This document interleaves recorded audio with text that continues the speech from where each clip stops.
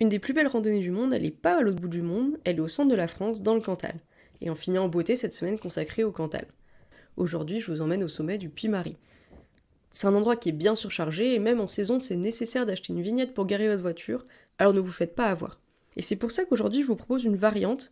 Alors elle demande un petit peu plus d'effort, mais elle vous permettra d'avoir des vues magnifiques tout en vous écartant de la foule. La majorité des personnes montent le Puy-Marie par la voie rapide, qui est située juste derrière le parking. Mais c'est une montée en marche de béton, elle est très raide, elle casse les genoux, donc je vous conseille de passer par l'arrière et de combiner avec une autre montagne à proximité, qui est le Puy de Père-Ars. Et pour ça, je vais vous emmener faire la rando avec moi. Déjà, on se gare au parking du Pas de Pérol, puis on commence tout doucement par descendre sous le Puy-Marie.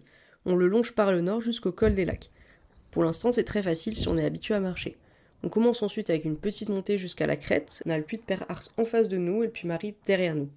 Et une fois arrivé à la crête, la vue se dégage à 360 degrés. C'est magnifique jusqu'au Puy Grioux et son cône parfait. Là, vous pouvez choisir de marcher vers le nord-est jusqu'au sommet du Puy de Père-Ars, puis faire demi-tour, ou vous pouvez directement tourner à droite vers le Puy-Marie.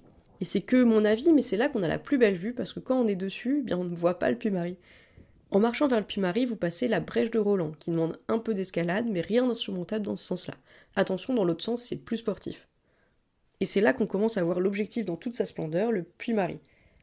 Il reste alors plus qu'une longue montée, mais pas si difficile parce qu'elle est très régulière et sinueuse, et elle casse donc beaucoup moins les pattes que l'autre côté. Du haut du Puy-Marie, regardez-moi ces paysages magnifiques qui m'ont fait penser à l'Écosse d'ailleurs, et on comprend qu'il y a plus de monde sur cette rando que sur d'autres. La redescente, elle est très rapide, 10 minutes à peine pour rejoindre le chalet du Pas de Pérol en bas et profiter d'un chocolat chaud bien mérité. Pour les infos pratiques, je vous donne les stats de la rando. Attention, surtout ne passez pas par la brèche de Roland si vous avez le vertige. J'ai vu des gens faire demi-tour à cet endroit-là. C'est déjà fini pour cette série sur le Cantal, j'espère qu'elle vous aura plu. Ici, je vous fais découvrir la France et l'Europe, notamment en train. Alors si vous voulez plus de contenu comme celui-là, eh bien pensez à vous abonner.